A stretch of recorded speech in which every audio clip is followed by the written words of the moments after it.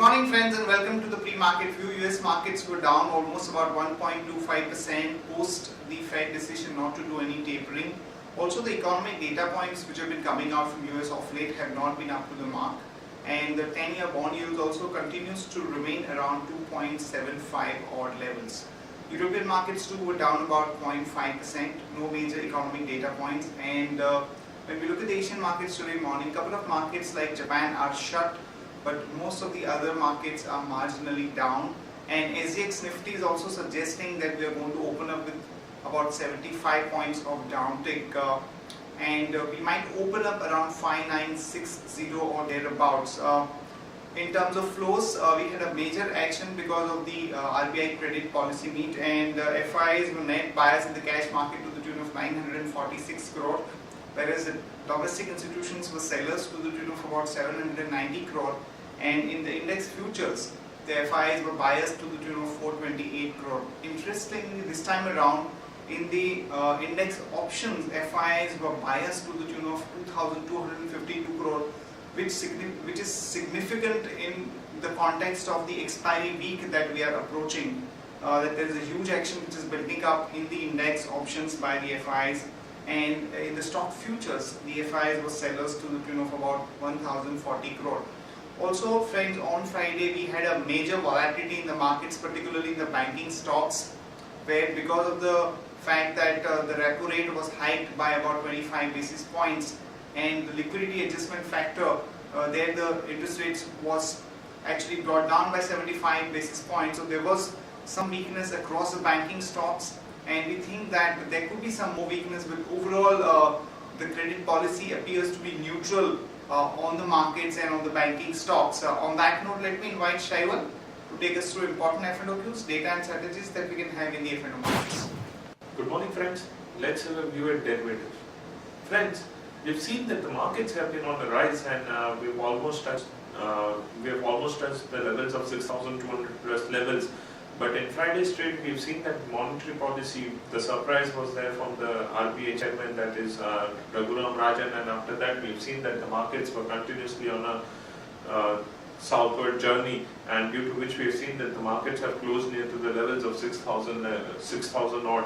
Now we've seen that during this course of time some profit booking has taken place in the market, and the PCI ratio has also decreased very marginally from 1.38 to 1.37 as we've seen that reduction has taken place on call as well as put side. It's only 6,000 and 6,100 call option that has seen addition, whereas across strike, whether it's on call side or on put side, we've seen some unwinding taking place.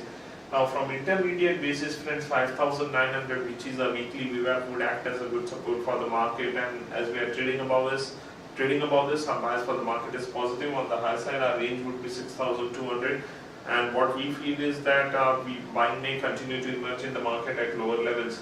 Yes, the SGX Nifty has been suggesting an lower opening, but locally is looking positive from intraday perspective, so one can go long by maintaining a stop loss of 857 rupees 80 paisa. Thank you.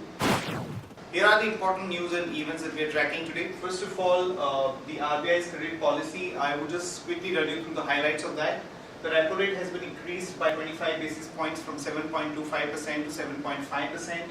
The marginal standing facility or MSF rate has been slashed by 75 basis points from 10.25% to 9.5%, and the cash reserve ratio requirement for the daily maintenance part has been reduced from 99% to 95%. Overall, this particular decision has not gone down too well, but when we speak to the analysts and the people of the banking community, the sense that we are getting is that this is not too negative, and it's more or less neutral towards the banking stocks, because the gap between the repo rate and the MSF has been actually brought down to 200 basis points from 300 basis points which was earlier. So any big decline in the banking stocks, particularly the private sector banks like ICICI Bank, Axis Bank, Yes Bank or HDFC Bank, one should be actually accumulating for a positional trade. Also, we feel that at least in the short run, because of the hike in the repo rate, the bond yields could actually spike up, and we've already seen the bond yields going up to almost about 8.4 from about 8% or thereabout. So overall, from a yield perspective, it's not good.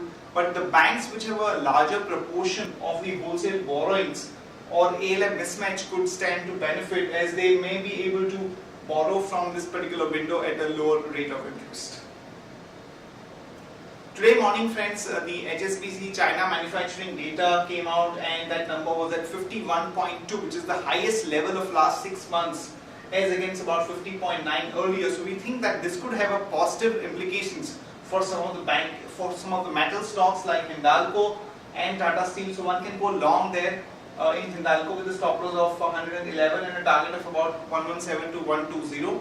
And Tata Steel, one can go long with a stop loss of about 294 and a target of about 309 to about 314.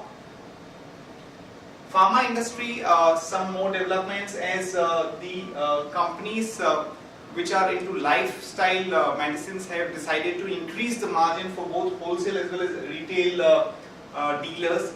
And so companies like Cipla, Torrent Pharma, Eris Life Sciences, etc. have decided to ease the margins for the retailers and the distributors. So overall, there's a feel that the margins for these companies could be slightly less because of this decision. After the US FDA deciding to carry out the investigation and the fact that the Mohali plants has been actually barred from selling any products in the US market, now UK and Australian regulators are also seeking information from US FDA all these products from Mohali plant, so there could be a bit of negative news flow on this stock, at least in the near future. Some negative news for Dr. Reddy's Laboratories, as Sanofi Aventis has filed a suit against Dr. Reddy's, alleging that the drug maker has infringed the patents for one of the blockbuster cancer drugs. So there could be some negative reaction for Dr. Reddy's in today's market. Coal India, some positive news, as the unions have agreed to defer their strike, which was earlier planned, against the divestment of the company. Also, the company has indicated that they are also looking at buying back the stock as against the divestment. So one can go long on Coal India with a stop loss of 296 and a target of about 311 to 318. And HPCL, some positive news, as the company's refinery output has increased 25%, and also the cabinet has cleared its Badmer plant unit. So one can go long on HPCL with a stop loss of 204 and a target of about 214 to about 219. That's it from all of us, friends. Have a great trading session and see you tomorrow at the same time.